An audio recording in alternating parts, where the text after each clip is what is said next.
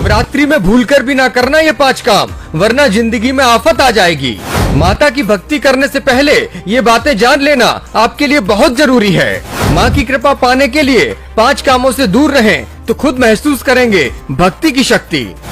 माँ दुर्गा के भक्तों को नवरात्रि का साल भर इंतजार रहता है। नवरात्रि की वो शुभ घड़ी आ चुकी है। पूरे देश में धूम दिख रही है, तैयारियां दिख रही हैं और भक्त माँ की भक्ति में लीन हो रहे हैं। माता की अर्चना करने से पहले आपके लिए 5 बातों को जान लेना बहुत जरूरी है। अगर नवरात्रि में ये 5 काम आपने नहीं छोड़े तो आपकी जिंदगी में मुसीबत आ सकती है। हिंदू शास्त्रों के अनुसार नवरात्रों के 9 दिन माँ दुर्गा की पूजा भक्ति करने का बहुत फल मिलता है। माँ अपने भक्तों को खूब आशीर्वाद देती हैं। नवरात्रि के पहले दिन माँ दुर्गा की स्थापना की जाती है। पूजा की शुरुआत में ही कलश स्थापना होती है और खूब धूमधाम से माँ की पूजा अर्चना की जाती है, जिससे घर में सुख समृद्धि और शांति का वास आता है। लेकिन ध्यान देने वाली बात यह है कि नवरात्रों में कुछ ऐसे भी काम हैं जिन्हें करने पर पूरी तरह से मनाही है। इन कामों को करने से माँ प्रसन्न नहीं बल्कि नाराज हो सकती हैं। आइए आपको बताते हैं कि नवरात्रों में भूल से भी वो कौन से 5 काम हैं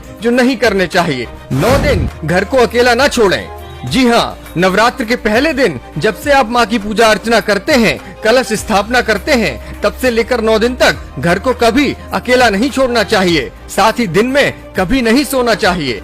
नवरात्र में बेटियों को खुश रखें। वैसे भी हिंदू धर्म में कन्याओं को ऊंचा दर्जा दिया गया है। रही बात नवरात्रों की, तो इन 9 दिन तो कन्याओं को देवी का स्वरूप माना जाता है। इसलिए इन दिनों में कन्याओं को खुश रखना चाहिए। किसी भी कन्या का अपमान गलती से भी नहीं करना चाहिए। बाल कटवाने से बचें। ये भी बताया गया है कि नवरात्रों में बाल नहीं कटवाना चाहिए, चाहे स्त्री हो या पुरुष। साथ ही पुरुषों को दाढ़ी मूछे भी नहीं बनवानी चाहिए। इसके अलावा स्त्री पुरुष दोनों को नाखून भी नहीं काटने चाहिए।